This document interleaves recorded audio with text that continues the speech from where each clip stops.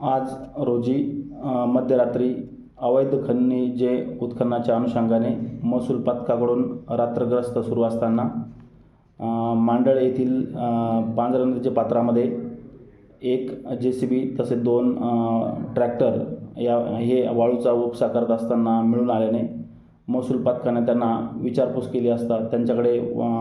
वाळू उत्खननाचा परवानाबाबत विचारपूस केली असता त्या ठिकाणी उपस्थित काही अज्ञात इसमांनी संबंधित महसूल पथकातील कर्मचाऱ्यांना उडवाउडवीची उत्तर देऊन त्यातील एकाने महसूल कर्मचाऱ्यास लाठीने मारून आणि फिर्यादीने दिलेल्या फिर्यादीनुसार त्यातील एका व्यक्तीने गावठी कट्ट्याने फिर्यादीस आणि त्याच्यासोबत असलेल्या इतर व्यक्तींना निघून जाण्याबाबत धमकावून शासकीय कामात अडथळा आणला। म्हणून आज रोजी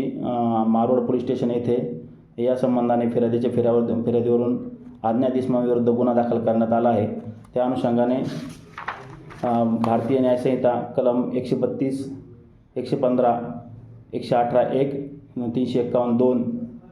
तसेच शस्त्र अधिनियम नुसार 325 आणि महाराष्ट्र जमीन महसूल संहिता यानुसार कलम 48 यानुसार मारोड पोलीस ठाण्यात गुन्हा दाखल करण्यात आला आहे आणि त्याचा तपास सुरू असून